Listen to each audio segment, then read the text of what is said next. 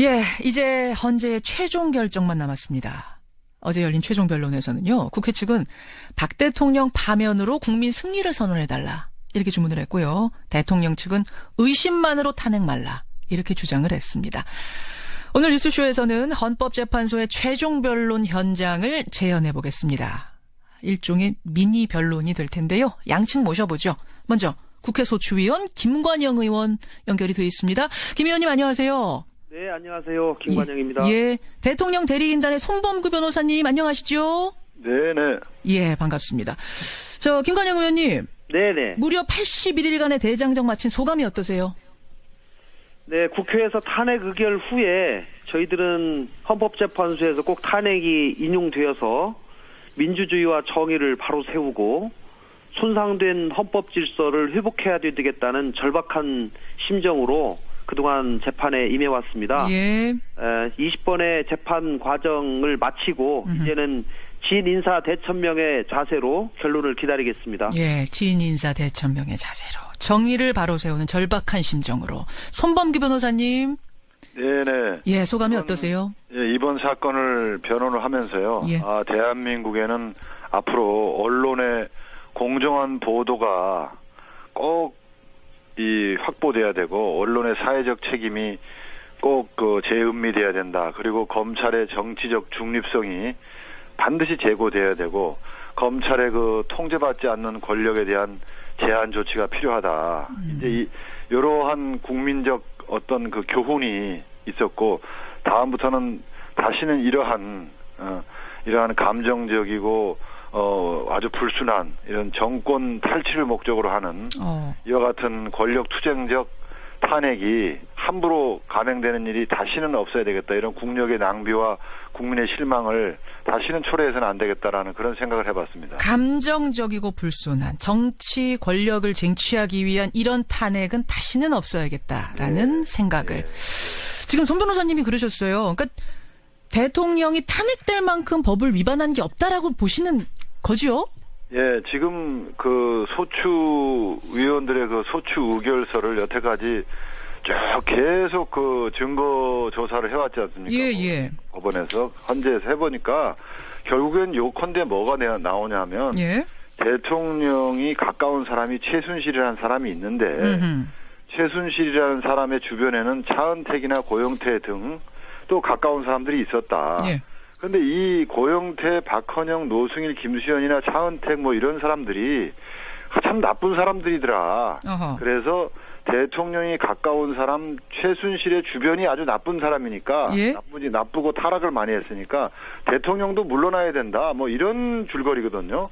전혀 대통령이 탄핵받을 만한 법 위반 사항이 정면으로 입증된 것이 전혀 없습니다. 네. 입증된 것이 없는데 대통령의 주변인이 나쁘다고 대통령까지 나쁘다 탄핵해야 된다라고 가는 게 과연 논리적이냐 이 말씀. 네, 대통령이 탄핵된다는 건 헌법과 법률을 중대하게 위반하는 대통령의 직무집행 때문에 이 대통령이 공직에서 파면돼야 될 정도에 이르를 때 이게 탄핵이 되는 건데 지금 이게 그런 게 하나도 없어요. 그저 최순실이라는 사람이 주변에 이런 남자 저런 남자 이런 친구들 저런 친구들이 있었는데 그 친구들이 서로 싸우고 돈 벌려고 암투를 벌이고 그러다가 안 되니까 언론에다가 일부 언론에다가 제보를 하고 터트리자 이래가지고 터지고 또 심지어는 검사장하고 만나가지고 어쩌고 정치권하고 연결돼서 어쩌고 근데 이게 그게 다 실행에 옮겨지거든요. 김관영 의원님이 답변을 좀 주셔야겠습니다. 이 부분에 대해서 대통령 측 대리인 쪽은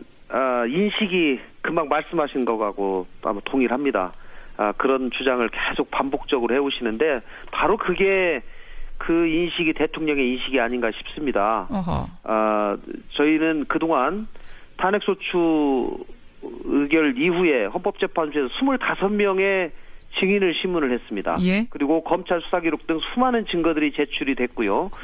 헌법재판소의 재판 과정에서 이미 많은 사람들의 증언을 통해서 대통령이 직접 이 모든 일들을 지시했다라고 하는 것이 밝혀졌습니다. 그럼에도 불구하고 최순실과 그 주변 인물들 운운하는 것은 본질을 외면하는 것이다. 이렇게 말씀드립니다. 직접 지시했다는 게 이미 재판 과정에서 다 드러났는데 그게 왜 대통령을 억지로 엮은 것이냐? 손 변호사님 어떻게 생각하세요? 지금요. 우리 이 사건에는 가장 중요한 물증이 있어요. 물증이 2개가 있어요. 어떤 건가요? 첫 번째는 3개죠, 3개 물증이. 예. 첫 번째는 JTBC의 태블릿 PC고. 태블릿 PC. 두 번째는 안종범의 수첩. 그다음에 세 번째는 2,395개에 달하는 김수현 녹음 파일, 이 3개입니다. 예. 그런데 이 3개가 가장 중요한 물증인데, 검찰이 JTBC의 태블릿 PC를 제출하지 않고 숨기면서 결국 헌법재판소까지도 오지 못했고, 또 안종범의 수첩도 일부만 복사된 것만 붙어있지 원본이라는 게 제출이 지금 검찰이 계속 안 해가지고 헌법재판소에도 오지도 못했고, 그리고 또 김수현 녹음 파일이라는 것도 지금 공개 검증을 하자는데 공개 검증도 못하고 있거든요. 그러니까 이걸 쉽게 그냥 얘기하면, 살인 사건에서 살인범의 지문이 묻어 있는 칼 또는 DNA가 묻어 있는 이런 칼, 이런 것이 물증이 있는데, 이런 거를 검찰이 제출하지 않고 계속 동네 사람들만 불러가지고 살인 사건 들어본 적 있냐, 어디서 소문 들은 거 있냐, 이러고 있는 거예요. 고의적으로 제출을 안 한 거라고 보시는 거예요? 의도적으로? 말도 안 되는 거죠. 누가 믿어요, 이런 거를. 자, 김관영 의원님, 제출을 하면 되는데 왜 제출 안 했느냐, 이거거든요? 안종범 수첩에 대해서는요, 이미 검찰에서 이제 제출이 되었고, 상당 부분이 이미 헌법재판소에서도 안종범 수석이 직접 증인으로 출석을 해서 성립의 진정을 인정을 했습니다. 그리고 수첩에 나와 있는 여러 내용들에 대해서 재판관의 질문, 또 소추위원들의 질문, 또 대통령 측의 질문에 대해서 수첩에 기재된 내용이 맞다라고 이미 증언을 했기 때문에 수첩에 기재된 여러 가지 내용들, 또 안종범 수석이 직접 본인이 대통령이 지시하지 않은 것은 하나도 자기가 일하지 않았다라고 얘기를 했거든요. 본인이 나와서, 수첩을 쓴 본인이 나와서 직접 지시받아서 했다라고 얘기를 했는데 더 이상 뭐가 필요하냐 이 말씀이세요? 맞습니다. 요거는 그럼 답변을 좀 듣고 가죠. 손범규 변호사님 어떻게 생각하십니까? 안종범 증인이 나와서요. 안종범 증인이 나와서 뭐라 그랬냐면, 수첩에 적혀 있는 내용이 대통령이 지시한 사항을 받아 적은 것도 있고, 대통령님과 다른 사람의 대화 내용을 대통령님 또는 다른 사람이 전달해 주는 걸 받아 적은 것도 있고, 자기 혼자 생각을 받아 적은 것도 있는데, 이러한 여러 가지 기재 내용이 도대체 어느 게 어느 건지 지금 이제 와서 그걸 제대로 심각하게 살펴봐도 기억 안 나는 것도 많다, 이렇게 분명히 기억을 하거든요. 그렇게 하면 안종범의 수첩을 그걸 왜 못 내놓습니까? 수첩을 내놔야 되는데, 지금 어떻게 하냐면 안종범 수첩 중에 일부를 이렇게 발췌해가지고 요약하는 부분을 발췌해가지고 물어보는 거예요. 이렇게 메모한 적 있냐? 그런 것 같다. 이게 이런 뜻 아니냐? 그런 것 같다. 이러한 조서 있죠. 그런 안종범의 진술이 담긴 조서를 지금 법원에다가 증거로 내놓고 요게 증거입니다. 그리고 우리 측에서 그러면 아예 수첩을 좀 가져와봐라, 속 시원하게. 그건 못 가져오겠다는 거예요. 그러니까 제가 말씀드린 거 아닙니까? 지금 지문이 묻어있는 칼이 있다 이거예요. 알겠습니다. 아까 그거 말씀하셨어요. 김관영 의원님한테 답변을 좀 들어보죠. 그거 갖다 내라고 하면 그냥 내면 되는데 왜 안 내느냐, 뭔가 좀 뒤로 구린 게 있어서 못 내는 거 아니냐, 쉽게 말하면 지금 그 얘기인 것 같아요, 대통령 측은. 그러니까 헌법재판소에서 직접 증거를 채집하는 기관이 아닙니다. 예를 들면 어떤 증거들이 있는데 이거 강제로 내시오라고 할 수 있는 기관은 아니고요. 헌법재판소에서 수집한 증거는 대부분 검찰에 당신들이 수집한 이런 증거가 있는데 이거를 헌법재판소에다 좀 제출을 해 주십시오 라고 요청을 해서 검찰을 통해서 간접적으로 수집한 증거들이거든요. 검찰은 다 가지고 있긴 있고 다 조사한 거죠? 네, 그렇습니다. 근데 검찰이 그중에 어떤 것은 또 주고 어떤 것은 안 주고 지금 이런 상황입니다. 근데 그것을 검찰을 저희가 탓할 수는 있어도 그리고 이제 대부분의 조사 과정에서 필요한 또 조서에 나와 있는 확인해야 될 내용들은 이미 안종범 수석 본인의 진술을 통해서 다 확인이 됐습니다. 그리고 예를 들면은 대통령 측에서 주장하는 왜 수첩을 전부를 다 내지 않냐라고 하는 것은 이 사건의 본질과 관련이 없기 때문에 그동안 검찰에서도 그런 것들을 확보하거나 이 조서로 남겨놓지 않은 겁니다. 그럼 이게 일종의 시간 끌기라고 보셔서 수첩 다 내놔라, 다 봐야겠다, 파일 다 내놔라, 다 봐야겠다, 이건 시간 끌기 전략이라고 보시는 겁니까, 국회 측은? 수첩 다 내놔라, 또 김수현의 녹음 파일 전부 재생해서 검증하자, 이런 것은 시간 끌기로밖에 볼 수가 없는 것이죠. 손 변호사님 답변 짧게 듣겠습니다. 저희가 수첩 다 내놔라 한 적도 없고 녹음 파일 2395개 다 들어보자 한 적도 없고 그 수첩이 박 대통령의 범죄 행위를 갖다 입증할 수 있는 부분이 있으면 그게 수첩이 한 권이 있으면 그 한 권만이라도 가져와 보라는 거예요. 그리고 2395개의 녹음 파일 다 들어보자 한 일 전혀 없습니다. 2395개 중에서 쓸데없는 거 다 빼고 예? 이 사건의 중요한 게 10개면 10개, 20개면 20개를 법정에서 공판장에서 한번 들어보자는 거예요. 헌법재판소에서 공개 검증. 근데 그것도 지금 안 하겠다. 예? 수첩도 하나도 지금 단 하나도 수첩이 원본이 안 온다니까요. 근데 그 내용이라는 것은 이미 언론을 통해서 다 보도가 된 거 국민들도 알고 계시고 대통령 측이나 국회 측이나 다 알고 계시는 내용들 아닌가요? 중요한 내용은 이미 사실은 현출이 됐고요. 그리고 예를 들면 수첩이 필요하다, 아니면 녹음 파일에 대한 검증이나 들어보는 것이 필요하다. 예. 그 여부는 이제 재판부에서 판단하는 것이죠. 그런데 결국은 저희가 소추위원 측에서 이런 증거들을 내거나 한 것은 아니고요. 알겠습니다. 재판부에서 판단을 해서 이것이 필요하다라고 하면은 당연히 재판부에서 추가적인 알겠습니다. 거칠 텐데 그러지 않았다는 겁니다. 지금까지 최순실 씨 그 주변 이른바 비선 실세들의 농단에 대해서 대통령 대리인단 측은 이게 어떻게 대통령이 직접적으로 공모한 일이냐. 그 주변인들의 문제다라는 주장이고, 반대 국회 측에서는 이건 국민 주권주의의 상당히 중대한 위반 문제다. 대의민주주의의 본질을 훼손한 거다. 이게 팽팽하게 맞붙고 있습니다. 또 한 가지 핵심 쟁점은 세월호였습니다. 특히 어제 국회 소추위원단 측에서는 국민의 생명권 보호 의무를 위반한 대통령의 아주 중차대한 탄핵사이다. 이렇게 주장하셨네요, 김관영 의원님. 네, 그렇습니다. 무슨 말씀이십니까? 네, 저희는 대통령을 재직하다 보면 이 재난사고는 어느 때나 있는 거 아니겠습니까? 재난사고 있을 수 있죠. 예, 재난사고 자체를 피할 수는 없는 것이죠. 그러나 재난이 일어났을 때 기존에 세워둔 매뉴얼에 따라서 어떻게 대책을 신속하게 수립하고 구호 절차를 해나가느냐라고 하는 것이 대단히 중요하고, 특히 세월호처럼 대규모 익사사고가 발생할 경우에 대통령 안보실에서 중심이 돼가지고 이 일을 제대로 해놔야 되는데, 대통령이 있어야 될 자리에 있지 않고 해야 할 일을 제대로 하지 않았다라고 하는 것을 지적하는 겁니다. 할 일을 제대로 하지 않았다, 최선을 다하지 않았다, 이런 말씀. 자, 손범규 변호사님 어떻게 생각하십니까? 예, 대통령께서 그 자리에 있어야 할 자리에 당연히 그날 있었고요. 할 일은 다 했고, 저는 오히려 여기서 반문하고 싶습니다. 그럼 그때 당시에 국회의원들은 뭐 했습니까? 국회의원들은 밥 먹고 술 먹고 다니는 사람들 얼마나 많습니까? 그죠? 국회의원들은 2년 몇 년 전에 있었던 그 사건에 대해서 그날 뭘 해놓고 그거하고 지금 국회의원 지금 반문을 하셨으니까 김관영 의원님 답변을 그럼 듣고 갈까요? 대통령은 그랬다 치고 국회의원들은 뭐 했느냐? 그 시간에 국회의원이 뭐 했는지가 지금 이 사건하고 무슨 관계가 있습니까?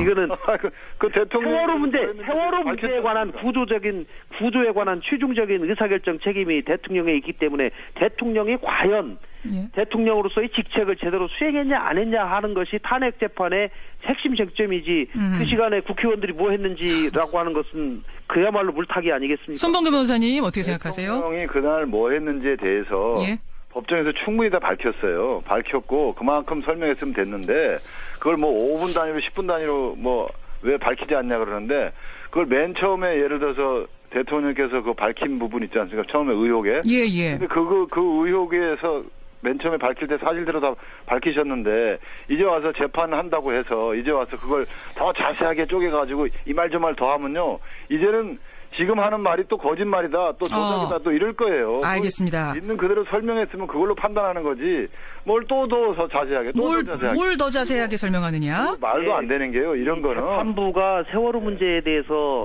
여러 차례 성명을 해달라라고 얘기를 했고, 대통령께서 그 시간에 뭐 했는지 자료를 냈습니다.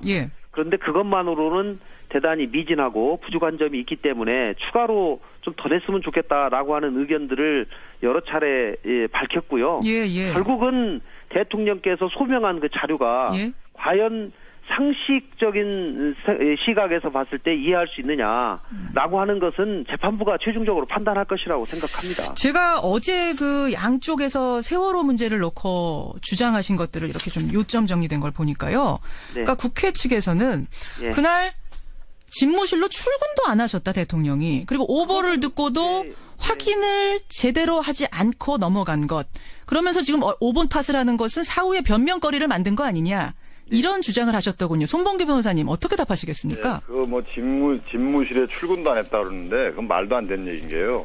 대통령은 관저에 있을 때도 집무를 볼 수 있어야 하고 위민관에 왔을 때도 직무를 볼 수 있어야 되고 예? 본관에 왔을 때도 직무를 볼 수 있어야 되고 대통령은 24시간 국가의 대소사에 대응할 수 있어야 되기 때문에 세 군데에 다 집무실이 있고 직무를 처리할 수 있는 기능이 다 완비되어 있습니다. 이걸 자세한 구조까지 말씀드리기는 곤란합니다만 그렇게 그런 구조를 갖추고 있는데 관저에서 보고를 받았기 때문에 관저에서 바로바로 처리를 한 거예요. 근데 만약에 이거를 이런 체제를 안 갖춰놓고 있고 대통령이 본관으로 오기 전에는 이 직무집행이 안 된다. 만약에 그렇게 된다 그러면 진짜 더 난리 났을 겁니다. 대한민국의 대통령이 어떻게 본관이라는 건물로 오지 않으면 대한민국이 그럼 올 수 없단단 말이냐 하면서 난리를 떨었을 사람들이에요. 그런데 이걸 이제 와서는 또 관저에 왜 있었냐, 왜 본관으로 안 나왔냐 이런 식으로 비난을 하는데 이런 분들한테는 어떤 이야기를 해도 다 비난하고 어떤 이야기를 해도 디비꼬지 알겠습니다. 제대로 듣지는 않습니다. 근데 그날 워낙 중차대한 일이었기 때문에 보통 때 같으면 관저에서 뭐 직무하실 수 있지만 당장 본관으로 가셔서 뭔가를 지휘하셨어야 될 정도의 대참사가 아니었냐 아마 이 부분을 국회에서는 얘기하는 것 같은데요. 그렇게 대참사가 됐다는 것은 결과적으로 나중에 그렇게 판명이 된 것인 거지. 아침 8시, 아침 9시, 벌써 9시 반인 상황에서 그 배는 지금 과학적으로 증명된 결과에 따르면, 회고적으로 증명된 결과에 따르면, 그때는 9시 반, 10시도 되기 전에 이미 벌써 배가 뒤집어져가지고, 사람들이 이제 구해낼 수 없는 그런 안타까운 상황으로 이미 전개돼 버린 거였어요. 그걸 아는 사람이 아무도 없었습니다. 그 현장에 있는 피해자들과 그 현장에 갔던 현장 일선 지휘관 이외에는 아무도 그 상황이 그렇게 된 줄 모르는데 그거 대통령마저도 그걸 모르고 있었는데 그런 사람을 갖다가 이렇게 회고적으로 지금의 시각에서 막 이렇게 비난하고 한다는 게 말이나 되는 소리예요. 결과론적인 비난이다. 김관영 의원님 어떻게 생각하세요? 관저 집무실에 있었어도 그 상황이 이럴 줄을 그때는 몰랐던 거다. 당시에 몰랐다는 것은 인정을 하시네요. 그러면은 몰랐던 이유가 관저에 있어서 몰랐느냐, 집무실에 있어서도 몰랐느냐라고 하는 것은 뭐 그거는 좀 따져봐야 될 일인데요. 어쨌든지 간에 집무실과 관저에 있는 것이 대통령 측에서는 똑같다. 똑같이 다 일 처리하는데 이상이 없기 때문에 어느 자리에 위치해 있던지 간에 차이가 없다. 이제 이렇게 말씀을 하시는데 그것은 뭐 제가 볼 때는 사후적인 변명이고요. 집무실에 근무하는 거하고 관저에 근무하는 거는 차이가 납니다. 그리고 관저는 그야말로 쉬시고 주무시는 데예요. 원래 원칙적으로는. 그리고 정시에 대통령도 공무원입니다. 그러면 9시에 특별한 일이 없으면 집무실에 출근하셔서 일을 보여주는 것이 정상적인 것이죠. 그러나 관저에 있을 때 그럼 아무 일도 하지 않았냐라고 하는 거는 뭐 저도 모르겠습니다. 그러나 적어도 집무실에 제대로 위치하고 있어서 또 이런 사건을 인지한 이후에는 바로 집무실로 가서 제대로 대처했어야지 맞다라고 하는 것이 상식에 맞다고 생각합니다. 이렇게 양측의 주장이 손 변호사님 짧게요. 손 변호사님. 지금 김관영 의원님 그 말씀에는 마치 관저에는 그저 뭐 놀고 쉬는 시설만 있고 일할 수 있는 체제가 안 되는 줄 아는 말씀하시는데 전혀 그게 아닙니다. 관저에 가보시면 알지만은 관저에도 완벽한 시설을 갖춘 집무실이 있어요. 또 있어야 합니다. 그게 정상입니다. 그리고 본관에도 마찬가지고 위민관에도 마찬가지고 대통령이 청와대 경내를 벗어나지 않고 청와대 안에 있기만 하면 어디서든 이 국가 전체를 지휘할 수 있는 시스템이 갖춰져 있는 게 이게 알겠습니다. 대한민국입니다. 이걸 관저에 가면 아무것도 못하고 그냥 그저 놀고 잠만 자는 곳이라고 생각하면 천만의 말씀이에요. 근데 이제 지금 청취자 그렇게 말씀하지 않았습니다. 예, 손 변호사님 청취자 질문이 하나 들어왔는데 근데 집에도 공부방이 완전히 설비가 잘 돼 있지만 제 시간에 학교 가는 것처럼 공무원인 대통령도 아무리 관저에 집무실이 잘 돼 있어도 제 시간에 집무실로 본관으로 가셨어야 되는 건 아니냐 이런 질문이 들어옵니다. 그거는 일반인들한테는 그렇게 얘기할 수 있지만요. 예. 대한민국 전체의 운명을 참 짊어지고 있는 이 궁극적인 책임자인 대통령이 24시간 동안에 언제든지 보고받고 언제든지 대응할 수 있는 체제를 비싼 돈 들여서 대한민국 청와대에다 갖춰놨는데 이제 와서 국민들이 왜 그거 관저에서 있으면 안 된다고. 아니 뭐 새벽은 그렇긴 하지만 그 시간은 낮 시간 된다. 이렇게 얘기를 하면 알겠습니다. 그렇게 얘기하면 안 됩니다. 이거는. 뭐 근무 시간에도 왜 계셨느냐 이 부분 질문을 청취자가 하시는 것 같은데. 근무 시간이라는 건 아침 9시부터가 근무 시간이 밑에 지하 벙커가 있고요. 또 비서실에 직접적인 보고들을 다 받을 수 있는 그야말로 근무하는 시설이고요. 김관영 의원 관저에는 뭐 여전히 본인이 쉬면서 일을 볼 수 있는 조그마한 그런 집무실은 있다고 들었습니다만은 관저에 있는 거하고 정식 집무실에 근무하고 하는 것은 여러 개념이 많이 다르다라고 하는 것은 상식에 맞다. 정리하겠습니다. 세월호 부분 결국 국회 측에서는 국민의 생명권 보호 의무를 위반했다는 주장이고 대통령 대리인단 측에서는 언론기관의 오보 탓이었던 것이 대통령이 또 너무 개입하면 이게 구조 방해라 생각했기 때문에 자제했던 것이지 의무 위반한 것 없다라는 주장이 팽팽하게 맞섭니다. 지금 국회의 소추가 적절했느냐 이 부분을 두고도 그 대통령 대리인단 측은 문제 제기하고 있죠, 손 변호사님. 네. 어떤 겁니까?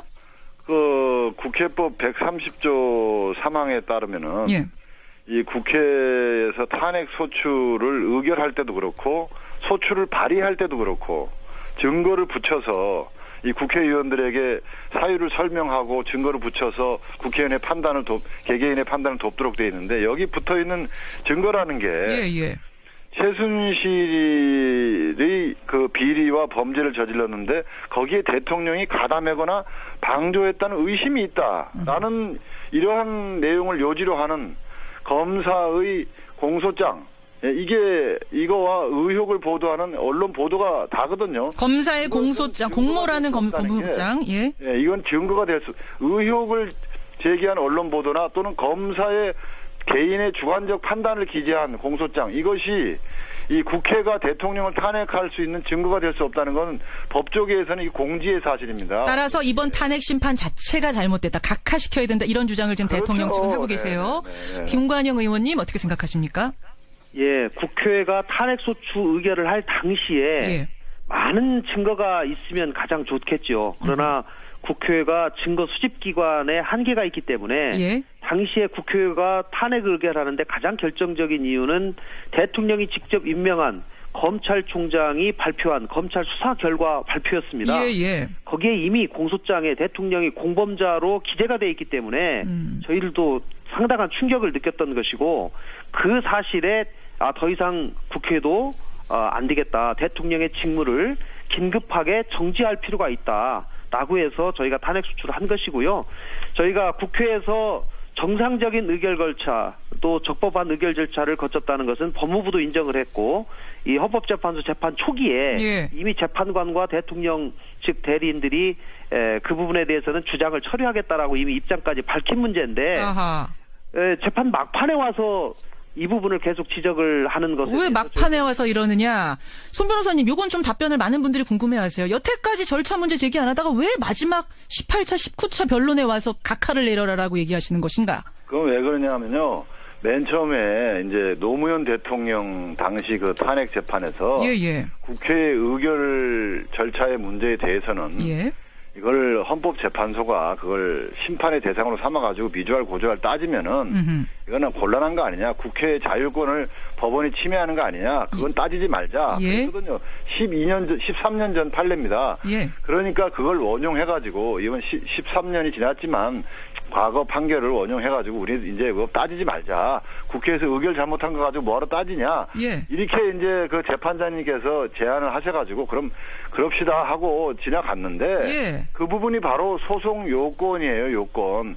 소추 요건. 그 부분에 대해서는 근데 아무리 따지지 말자고 합의를 받거나 뭐 잘 됐다고 설사 소추 요건이 갖춰졌다고 우리가 자백을 한다 하더라도 효력이 없어요. 왜 그러냐면 그게 소송 요건에 관한 문제이기 때문에 법원의 직권 조사 사항이기 때문에 그건 합의 보면서 뭐 문제 삼지 않는다 그래도 그건 다 무효예요. 그래서 무효라고 보세요. 그럼 우리가 이거 문제 삼지 않아서의 문제가 아니라 무효라고 보세요?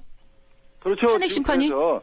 아니, 끝까지 들어보세요. 그래서 그렇게 문제 삼지 말자고 강일원 재판관님께서 그렇게 한 것도 다 근원이 뭐냐 하면 그 판례입니다. 13년 전에 노무현 대통령 판례. 그렇죠. 그래서 지금 저희들 얘기는 지금 뭐냐 하면 누가 뭐 잘했다 잘못했다가 아니라 과거에 13년 전에 있었던 그 대법원 이 헌법재판소 판례는 이제 고칠 때가 됐다. 그 판례 내용은 뭐 헌법재판소가 국회 뭐 의결 절차까지 뭐하러 참견하냐. 알겠습니다. 이제는 고쳐야 한다. 그게 다 사법심사의 대상이 돼야 될 때가 된 거예요. 대통령의 모든 행위가 국회에 헌법재판소의 사법심사의 대상이 되는 민주사회가 됐는데 국회에서 의결 절차 잘못하고 엉망정. 알겠습니다. 손 변호사님. 사법심사의 대상이 돼야죠. 왜 안 돼야 됩니까? 손 변호사님 그러면 결과 나오면 승복은 하시는 겁니까? 그 승복 문제에 대해서는 저희가 상당히 정치적 의도가 담긴 질문이기 때문에 저희가 변호사들이 답할 때는 이것은 지금 이대로 가면 민사소송법 451조 1항 1호 소정의 이거는 재심 사유가 될 수도 있다라는 것을 법률적으로 말씀드리는 거지. 이거 뭐 승복한다 안 한다 이런 걸 상당히 말 잘못해서 뭐 이거 정치적 발언이다 뭐 불복 예고다 이러기 때문에 그건 곤란하고요. 김평우 변호사가 이미 말씀을 하셨기 때문에 제가 여쭌 건데 재심 사유가 될 수 있다. 마지막으로 김관영 의원님 어떻게 생각하세요? 재심 사유가 될 수 있다라고 그 의도를 비친 것은 불복하겠다는 저는 얘기로 들리는데요. 이것은 대단히 저는 잘못된 것이다 생각하고 이제 양측이 충분히 설명을 하고 재판 과정에서 다 변론을 했기 때문에 재판부에서 현명하게 판단을 할 것이다 저는 생각합니다. 국회 측은 국회에서의 그 적법 절차에 문제가 있다라고 하는 점에 대해서 최근 재판에서 그 부분을 대통령 측에서 주장을 했고 그 부분을 다시 재판부에서 다시 한번 자기들이 살펴보겠다라고 이미 얘기를 했습니다. 저는 국회에서의 의결 절차에 전혀 하자가 없다라고 하는 점을 말씀을 드리고요. 당시에 제가 탄핵 소추 의결서 작성 작업에도 참여를 했고 소추 의결 제안 설명도 했고 그러셨죠. 당시에 어떻게 의결이 되었는지 그 과정을 너무 잘 알기 때문에 절차법상 전혀 문제가 없다라고 하는 점을 전혀 하자 없다. 재심의 사유 되지 않는다. 그리고 국회도 역시 결과 나오면 승복한다. 예, 그렇습니다. 깨끗하게 지금 말씀해 주셨어요. 30초씩 마무리 발언 시간 드리겠습니다. 대통령 대리인단 측의 손봉규 변호사님부터 30초 드리겠습니다. 지금 이 사건은 지금 국민을 반으로 쪼갰습니다. 인용을 하자니 정말 또 큰일 나겠고 기각을 하자니 또 큰일 나겠고 이럴 때는 탈출구가 바로 각하입니다. 각하는 국회에서 의결을 잘못했기 때문에 국회로 다시 돌려보낸다. 법원으로서는 이 사건의 실체 관계를 따질 필요가 없다. 국회 의결 자체가 부적법하다라고 돌려보내는 게 각하입니다. 그렇게 각하를 하면 원래부터 일을 제대로 처리 못하고 무능한 이 국회가 한 번 더 혼만 나면 되는 일이기 때문에 국민들이 서로 싸우고 뭐 이렇게 반목하고 뭐 이렇게 데모하고 이렇게 나라가 둘로 쪼개질 이유가 전혀 없어요. 각하가 정답입니다. 신의 한 수는 각하입니다. 각하. 국회 소추위원단 김관영 의원님 30초 드립니다. 대통령도 직무를 수행하면서 헌법과 법률을 위배하고 국민이 위임해준 권력을 사적으로 이용한다면 국민들이 대통령에 준 위임, 신임을 거둘 수 있다. 또 손상된 헌법 질서를 회복해서 정의를 바로 세우고 법 앞에 모두가 평등하다는 것을 보여줄 수 있는 좋은 기회라고 생각합니다. 꼭 인용이 되어서 국민에게 주권이 있다는 것을 확인할 수 있는 기회가 되기를 기원합니다. 이제 헌법재판소가 오늘부터 평의 절차를 시작합니다. 그리고 지금 예상으로는 3월 중순경 10일 혹은 13일 정도의 최종 선고가 내려질 것이다. 그 선고 당일에 투표합니다. 결정만 남았습니다. 청취자 여러분 의견 보내주시고요. 오늘 두 분 수고하셨습니다. 네, 감사합니다. 감사합니다. 국회 탄핵소추위원 국민의당 김관영 의원, 대통령 측 대리인단의 손범규 변호사였습니다. 이제 헌재의 최종 결정만 남았습니다. 어제 열린 최종 변론에서는요, 국회 측은 박 대통령 파면으로 국민 승리를 선언해달라 이렇게 주문을 했고요. 대통령 측은 의심만으로 탄핵 말라 이렇게 주장을 했습니다. 오늘 뉴스쇼에서는 헌법재판소의 최종 변론 현장을 재현해 보겠습니다. 일종의 미니 변론이 될 텐데요. 양측 모셔보죠. 먼저 국회 소추위원 김관영 의원 연결이 되어 있습니다. 김 의원님 안녕하세요. 네, 안녕하세요. 김관영입니다. 예, 대통령 대리인단의 손범규 변호사님 안녕하시죠? 네네. 예, 반갑습니다. 김관영 의원님. 네네. 무려 81일간의 대장정 마친 소감이 어떠세요?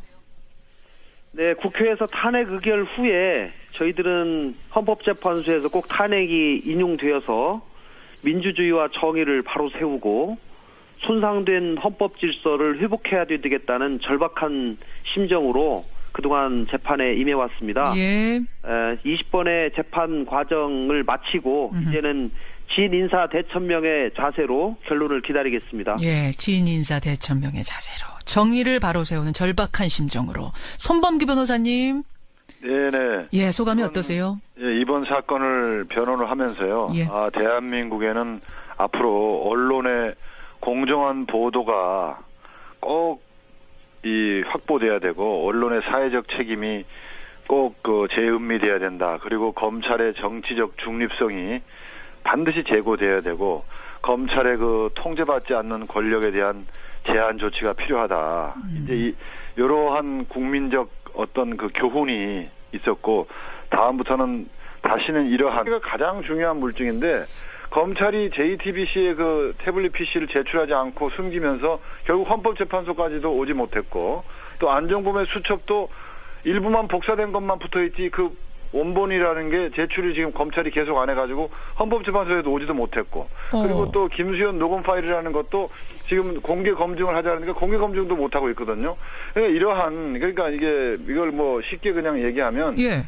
살인 사건에서 살인범의 지문이 묻어있는 칼 또는 DNA가 묻어있는 이런 칼 이런 것이 물증이 있는데 예? 이런 거를 검찰이 제출하지 않고 계속 동네 사람들만 불러가지고 살인 사건 들어본 적 있냐 어디서 소문 들은 거 있냐 이러고 있는 거예요. 고의적으로 제출을 안 한 거라고 보시는 거예요? 의도적으로?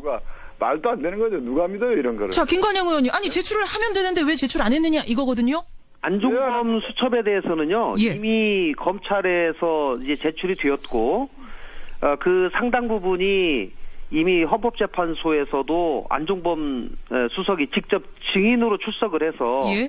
그 성립의 진정을 인정을 했습니다. 어허. 그리고 수첩에 나와 있는 여러 내용들에 대해서 재판관의 질문, 또 소추위원들의 질문, 또 대통령 측의 질문에 대해서 수첩에 기재된 내용이 맞다라고 이미 증언을 했기 때문에 예? 그 수첩에 기재된 여러 가지 내용들 또 안종범 수석이 직접 본인이 대통령이 지시하지 않은 것은 하나도 자기가 일하지 않았다라고 얘기를 했거든요. 본인이 나와서 그러니까 수첩을 쓴 본인이 나와서 직접 지시받아서 했다라고 얘기를 했는데 더 이상 뭐가 필요하냐 이 말씀이세요. 맞습니다. 요거는 그럼 답변을 좀 듣고 가죠. 손범규 변호사님 어떻게 생각하십니까? 안종범 증인이 나와서요. 예.